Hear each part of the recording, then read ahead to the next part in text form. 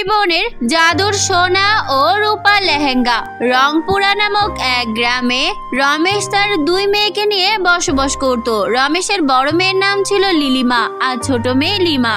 ছিল অনেকটা হিংসুটে মেয়ে। সে সব সময় লিলিমাকে নিয়ে হিংসা করত।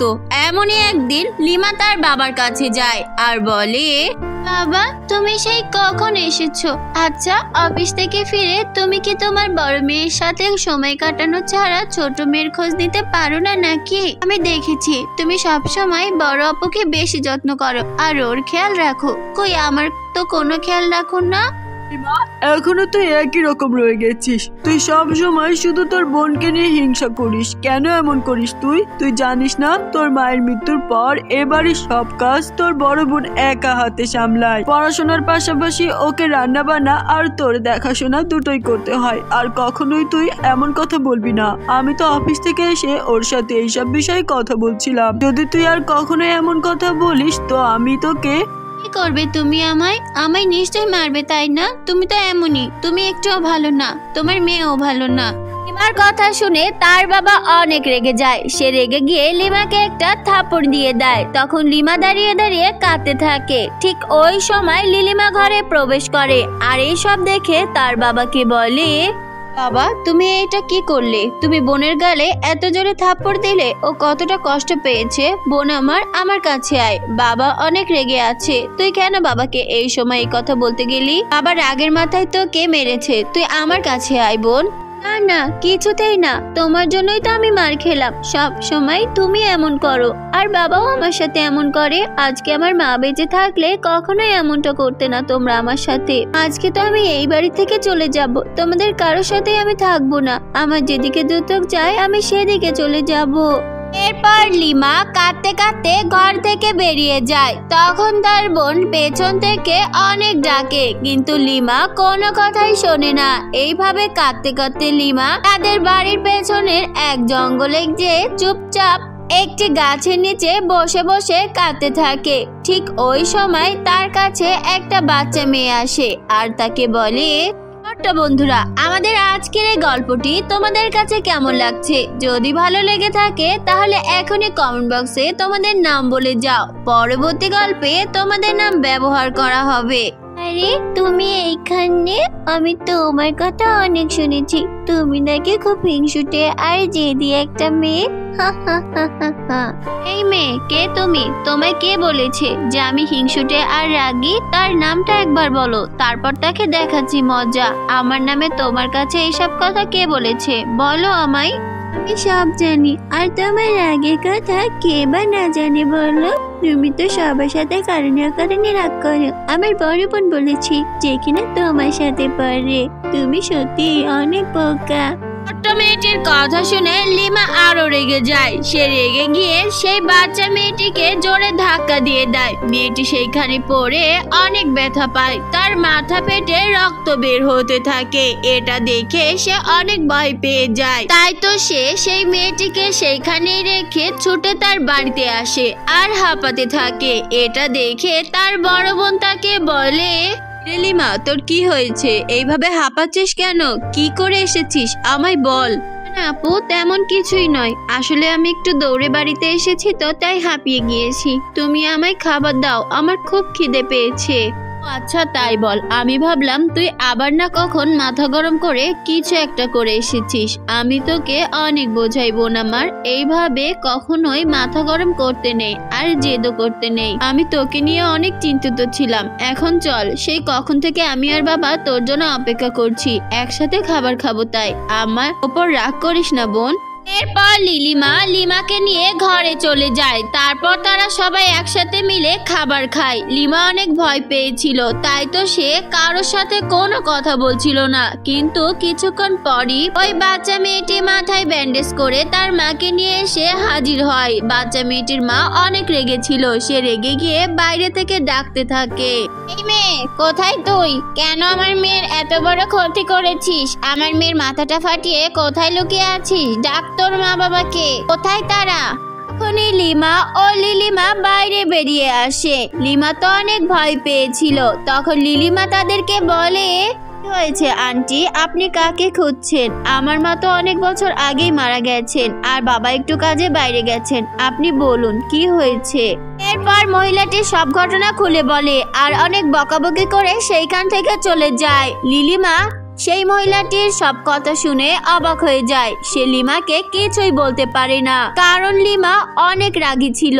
সে কিছুই বুঝতো না। সেই দিন রাতে লিলিমা ঘুমোতে পারে না। সে শুধু ভাবতে থাকে কিভাবে তার বোনকে সঠিক পথে আনবে। ঠিক ওই সময় একটা পরী সেইখানে প্রকট হয় আর লিলিমাকে বলে, লিলিমা, তুমি চিন্তা করো না, আমি পরিরাজ্য থেকে এসেছি।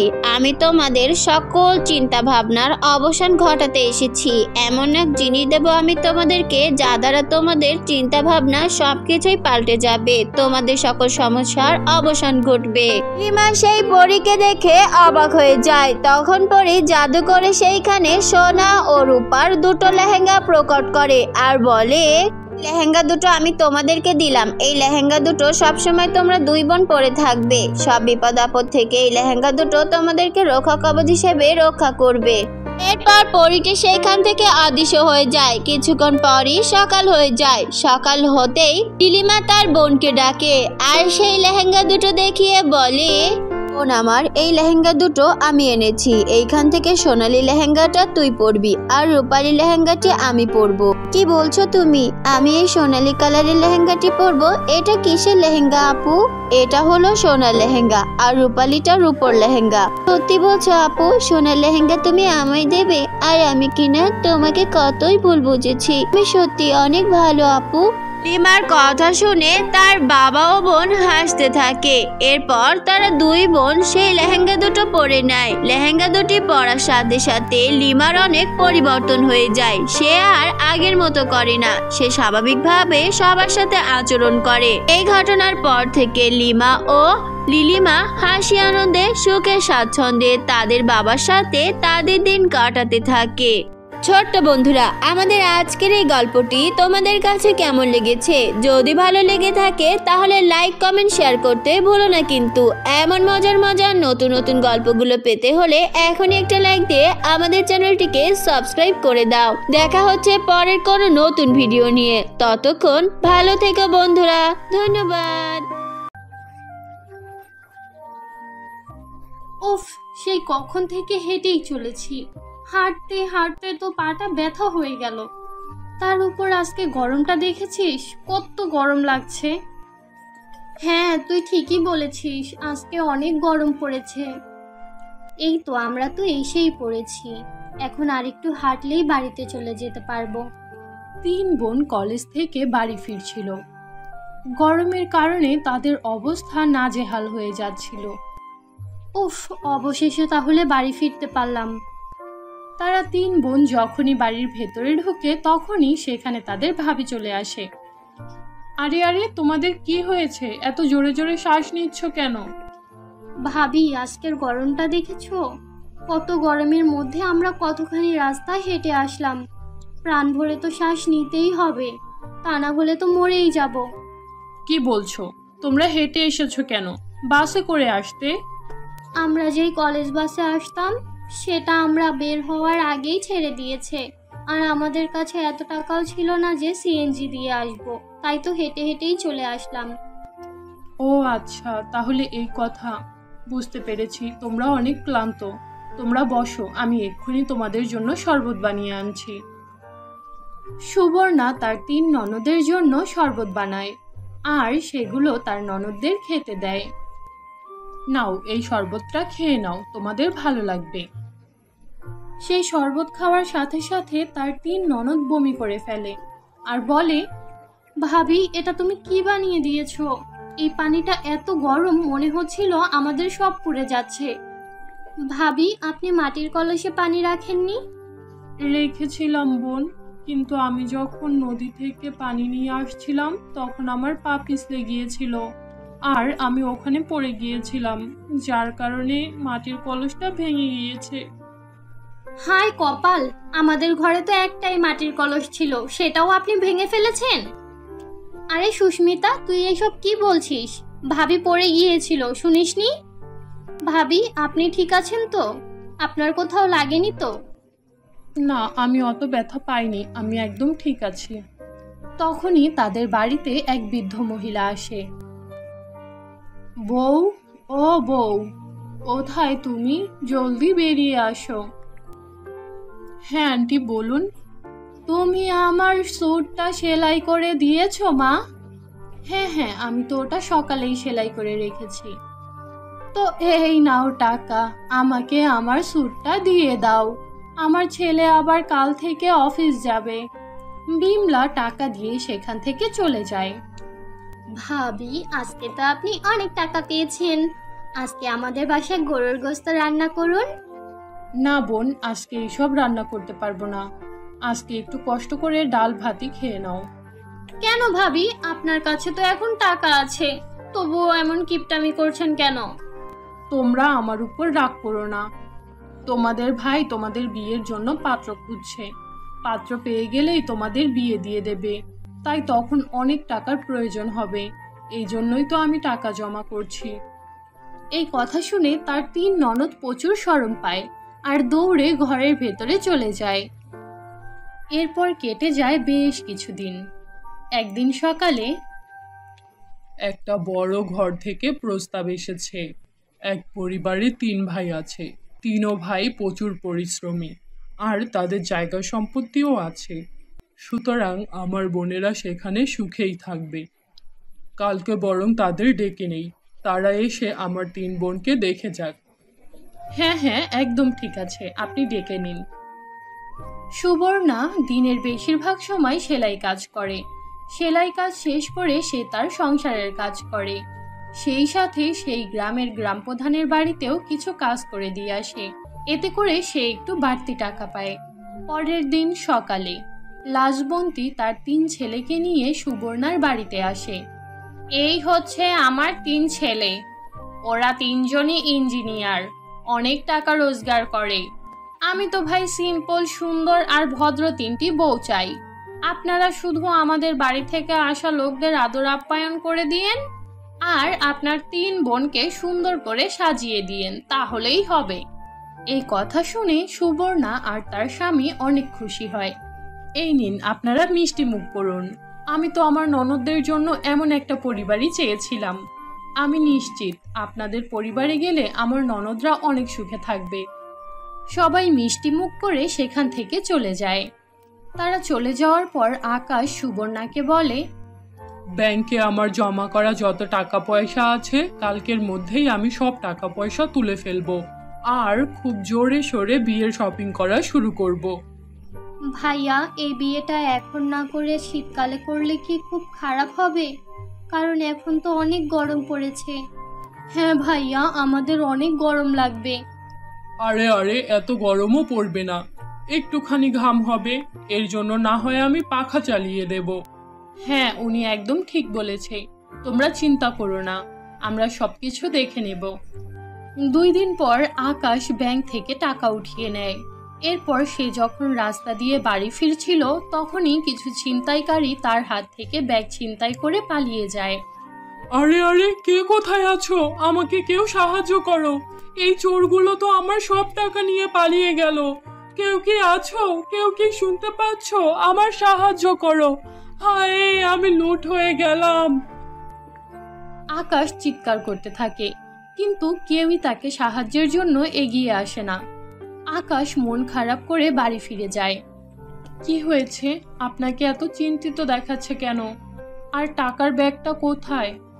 আরে সব কিছু শেষ হয়ে গিয়েছে, আমি বরবাদ হয়ে গিয়েছি। ছিনতাইকারীরা আমার ব্যাগ ছিনতাই করে পালিয়েছে, এখন আমি আমার 3 বোনের বিয়ে কিভাবে দেব? এই কথা শুনে সুবর্ণার পায়ের নিচের মাটি সরে যায়। আপনি চিন্তা করবেন না, সবকিছু ঠিক হয়ে যাবে। উপরওয়ালার উপর ভরসা রাখুন। আমি প্রয়োজন হলে 24 ঘন্টা সেলাই কাজ করব, যেভাবেই হোক আমার ননদদের বিয়ের টাকা জোগাড় করব। সময় অনেক কম, আমরা যতই পরিশ্রম করি না কেন এখন আমরা বিয়ের জন্য কোনোভাবেই টাকা জমা করতে পারবো না। ভাইয়া, নিজেকে সামলাও। চলো এক্ষুনি আমরা থানায় যাব, ওদের নামে জিডি করব। আমি নিশ্চিত পুলিশরা ওদের খুঁজে বের করবে। এরপর আকাশ তার 3 বোনকে নিয়ে থানায় চলে যায়। আর সুবর্ণা জমিদার বাড়িতে কাজ করতে যায়। কাজ শেষ করে, মালকিন আমি কিছু বরফ নিয়ে যাচ্ছি, দেখেছেন তো আজকে কত গরম পড়েছে, এই বরফগুলো নিয়ে গেলে আমরা অন্তত পক্ষে ঠান্ডা পানি খেতে পারবো। ঠিক আছে, নিয়ে যাও। সুবর্ণা যখন বরফ নিয়ে বাড়ি ফিরছিল তখন সে রাস্তার মাঝে একটা বৃদ্ধ মহিলাকে শুয়ে থাকতে দেখে। সে তাড়াহুড়ো করে সেই বৃদ্ধ মহিলার কাছে যায়।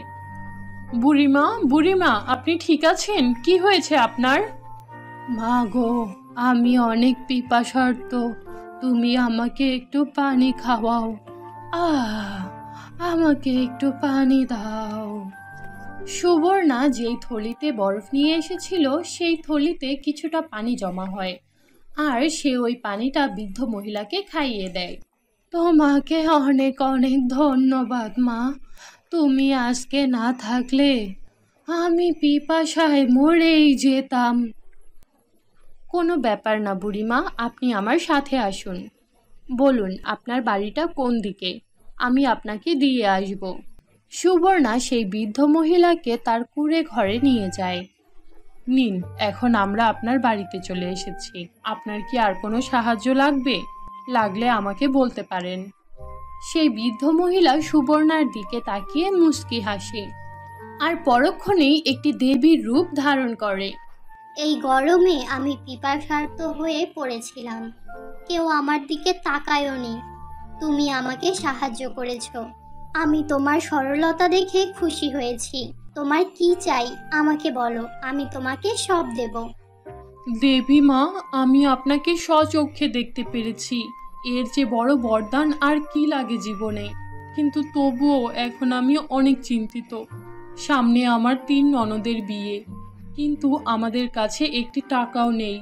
বুঝতেই পারছি না কিভাবে কি করব। আপনি এমন কিছু করে দিন যেন আমি আমার 3 ননদের বিয়েটা সফলভাবে দিতে পারি। ব্যাস এইটুকুই? এটা কোনো ব্যাপার হলো? তোমার হাতে থাকা বরফের টুকরোগুলো আমাকে দাও। দেবীমার কথা শুনে সুবর্ণা সেই বরফের টুকরো দেবীমাকে দিয়ে দেয়, আর দেবীমা সেই বরফের টুকরোর উপরে একটি রোশনি ফেলে। এখন এটা কোনো সাধারণ বরফের টুকরো নেই, তুমি এখন থেকে এর কাছে যা চাইবে এ তোমাকে তাই দেবে। এই কথা বলে দেবীমা সেখান থেকে গায়েব হয়ে যায়, আর সোনিয়া সেই বরফের টুকরো নিয়ে বাড়ি ফিরে যায়। বাড়ি ফেরার পর সে ওই বরফের টুকরোর কাছে 3টি লেহেঙ্গা চায়, আর সেই বরফের টুকরো 3টি বরফের লেহেঙ্গা প্রকট করে। এইসব দেখে তার ননদরা অবাক হয়ে যায়। ভাবি, এটা আপনি কিভাবে করলেন? হ্যাঁ ভাবি, আমি আমার জীবনে অনেক লেহেঙ্গা দেখেছি, কিন্তু বরফের তৈরি লেহেঙ্গা এই প্রথমবার দেখছি। সুবর্ণা তার 3 ননদকে জাদুর বরফের টুকরোর ব্যাপারে সব বলে দেয়। এরপর তার 3 ননদ সেই 3টি বরফের লেহেঙ্গা পরে। আরে বাহ ভাবি, এই লেহেঙ্গাগুলো পরে তো একদমই গরম লাগছে না। আর দেখো এগুলো কত ইউনিক, এখন তো সারা গ্রামের নজর আমাদের উপরেই থাকবে। এইভাবেই 3টি ননদ 3টি বরফের লেহেঙ্গা পেয়ে যায়। এরপর আকাশ আর সুবর্ণা মিলে ধুমধাম করে তাদের বিয়ে দিয়ে দেয়। এর কিছুদিন পর সুবর্ণা সেই বরফের টুকরোর কাছ থেকে একটি বরফের বাড়ি চায়, আর সেটা প্রকট হয়। এরপর থেকে সুবর্ণা আর আকাশ 2জন মিলে সেই বরফের বাড়িতেই সুখে শান্তিতে জীবনযাপন করতে থাকে।